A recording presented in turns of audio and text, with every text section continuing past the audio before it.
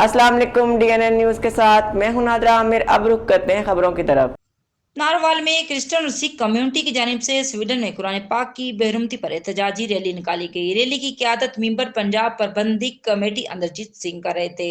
Narwhal में अक़लियतियों की तरफ से एक रैली निकाली गई। रैली की क़यादत पास्टर बोयज सरदार अंदरजीत सिंह, जस्टिन रफीक आलम, अंदर यास मसीह, शहबाज महमूद, आकब आलम की रैली के शुरा ने स्वीडन में होने वाली कुरान मजीद की बेहरमती के हवाले से पुरजोर मजम्मत करते हुए हुकूमत से स्वीडन के साथ तमाम सफारती ताल्लुकात फौरी तौर पर मुनक़ता करने पर जोर दिया।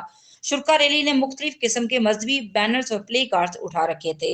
शुरा ने अपने ख्यालात का इजहार करते हुए कहा कि हम अपने मुसलमान भाइयों के साथ शाना बशाना खड़े हैं।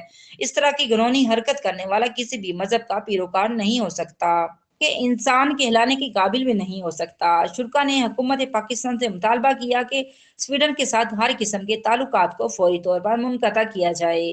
स्वीडन में कुरान पाक की बेहरमती पर निकाले जाने वाली रैली आमीन कॉलोनी से बरामद होकर सर्कल रोड से होती हुई रंसवाल फाटक पर आकर एहतमाम पजीर हुई। हाजी नवीद अमन, DNN न्यूज़, नारवाल।